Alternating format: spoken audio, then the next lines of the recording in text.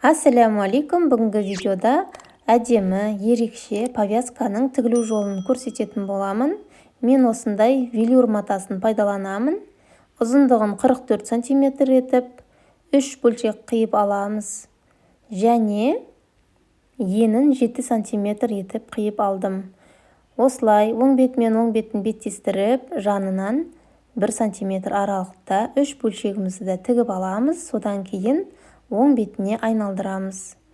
Оң бетіне айналдырып алғаннан кейін осы 3 бөлшегімізді бір-біріне қосып, видеода көрсетілгендей етіп, машинкамен шетінен қосып тігіп аламыз. 1 см аралықта осылай тігіп аламыз. Осы бөлшектерімізді бір-біріне қосып, әдемі қылдырып өріп шығамыз. Қатты тартпаймыз, қатты бос тағылмаймыз, әдемі қылып өруге тырысыңыз. Сол кезде біздің повязкамыз әдемі болып шығады. Соңына дейін осылай өріп аламыз. Содан кейін осы аяқталған шетін машинкамен тігіп аламыз. 1 см аралықта түзеу қылып тігіп аламыз. Мінекей, менде дайын осындай болып шықты. Енді бізге тағы бір бөлшек қажет болады. Ұзындығын 30 см етіп, және енін 7 см етіп қиып аламыз.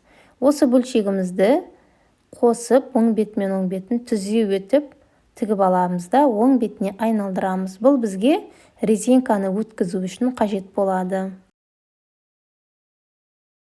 Ені 2 см болатын резинканы алып, ұзындығын 15 см етіп қиып аламыз.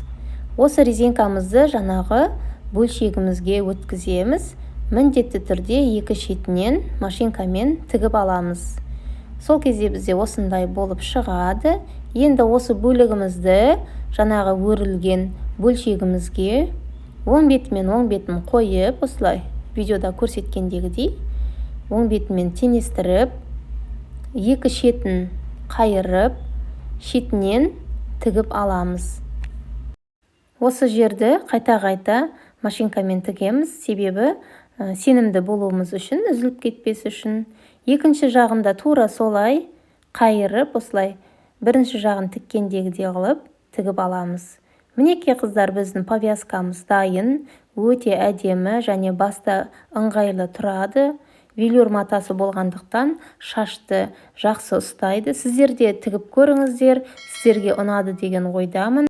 Видео ұнаса лайк басып, пікір қалдыруды ұмытпаңыздар. Осы видеоны достарыңызға, таныстарыңызға таратыңыздар. Егер менің каналыма тіркелмеген болсаңыз, дәл қазір тіркеліп алыңыз, себебі апта сайын пайдалы жаңа видеоларымен бөлісіп тұрамын.